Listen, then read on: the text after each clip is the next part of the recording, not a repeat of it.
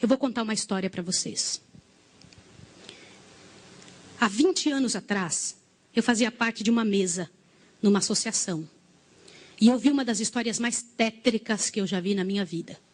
E pode ser que alguns de vocês já tenham ouvido essa história aqui entre vocês.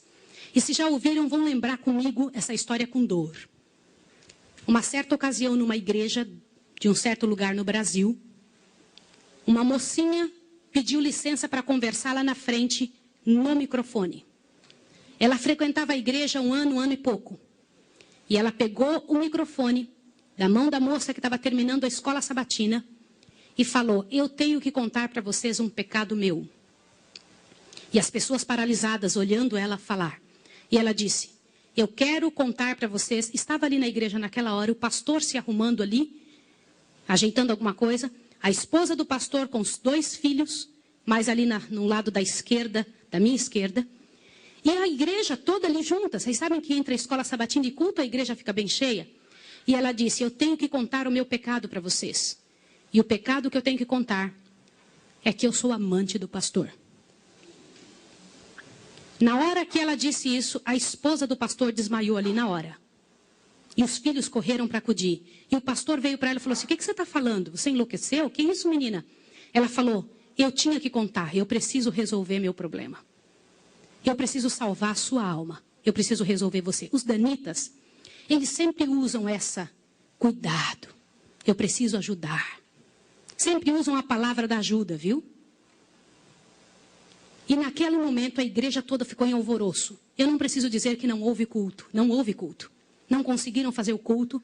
A esposa do pastor foi levantada dali, foi levada lá para fora. O pastor não sabia o que fazer. Começou a dizer: irmãos, por favor, isso é um grande mal entendido. Ela dizia: não é, meu bem. Eu precisava dizer, eu tenho que salvar você e tenho que salvar a mim. E ela foi levada para um quartinho, a esposa do pastor foi atrás e começou a conversar com ela, e falou com ela, e foi um alvoroço muito grande. E ela disse: olha, eu vou te provar que isso é verdade. Nós combinamos que ninguém nunca ia saber, foi uma coisa muito bem feita, mas eu preciso te contar. E falou para a esposa do pastor, prestem bem atenção no que eu vou dizer. Falou: só tem uma maneira de você me acreditar, vem aqui. O seu marido tem uma marca na genitália dele. E a marca é assim, assim, assim. E a esposa olhou para ela e acreditou nela na hora. Sabe por quê? Porque aquele pastor nunca tinha tido contato sexual com nenhuma pessoa, só com sua esposa. Eles se casaram virgens. E ela disse: ninguém sabe disso. Como é que essa moça sabe? Consegue imaginar o que é isso? E ela também nunca tinha contado isso para ninguém. E ela pegou a esposa do pastor, passou a acreditar. E ela contou detalhes sobre o corpo do pastor, detalhes sobre ele, até de coisas que ele falava enquanto dormia. Preste atenção. Eu não preciso dizer para vocês que aquele casamento acabou. A igreja todinha daquele pastor entrou num estado de bancarrota que vocês não têm ideia. Uma palavra, como diz Tiago, pode estragar a vida de uma pessoa para sempre. Sabe quantos anos se passou dessa história? Até que eu fiquei sabendo, isso foi há 20 anos atrás que eu fiquei sabendo. Já tinha se passado 20 anos que isso tinha acontecido. Por que eu fiquei sabendo dessa história? Foi numa mesa, numa comissão, numa associação. O presidente um dia nos chamou e disse o seguinte: irmãos, eu preciso da ajuda de vocês e oração por algo. O que foi? Há 20 anos atrás aconteceu a história de um pastor e contou toda a história para nós. Foi numa igreja assim, assim, assim, e nós tiramos a credencial desse pastor. E esse pastor foi para um sítio e ficou sozinho. A esposa dele é casada, tem outros filhos, está vivendo a vida dela. Mas eu fui chamado, olha o presidente nos contando. Eu fui chamado há alguns dias na casa de uma senhora com os cabelos todos brancos morrendo de câncer. E essa mulher morrendo de câncer pediu muito para falar com o pastor. Mas tinha que ser o presidente da igreja adventista. E eu fui até lá porque eu sou o presidente. Quando eu cheguei lá, a mulher me contou que ela tinha sido a moça que tinha falado aquilo do pastor. A amante, a suposta amante do pastor. E ela contou para o presidente que ela havia inventado toda essa história. Mas como que ela sabia dos detalhes do corpo do pastor? Na ocasião em que ela tinha se apaixonado pelo pastor. Ela trabalhava como faxineira dentro do hospital. E o pastor foi internado, prestem atenção, internado para uma cirurgia de apêndice e passou muito mal.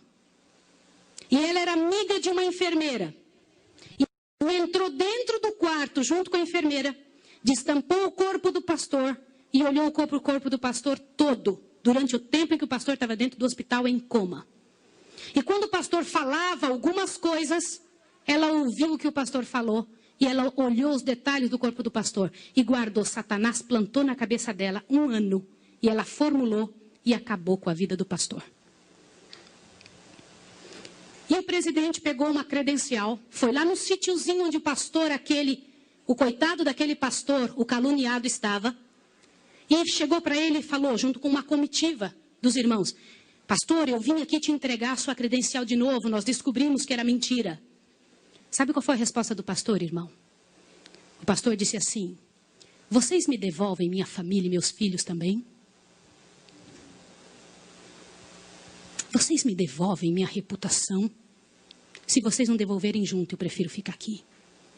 E esse pastor, uns dias atrás, eu soube que ele morreu lá naquele lugar. Quem foi a assassina daquele pastor? Não foi só aquela mulher, foram todos que falaram junto. Porque, gente, quando acontece um inferno desse, uma multidão de gente sofre, uma multidão de gente machuca. Fica machucado. Meus irmãos, vocês me perdoem ter que falar sobre isso, mas é verdade. Existem muitos lugares que eu tenho muito medo de pregar, mas eu vou igual se me chamam. Porque eu vou falar uma coisa para vocês. Ontem à noite eu comentei que a vida de quem prega essas verdades é altamente prejudicada. Uma coisa desse tamanho é passada de boca em boca, de forma que apareça o inferno no final. Será que existe...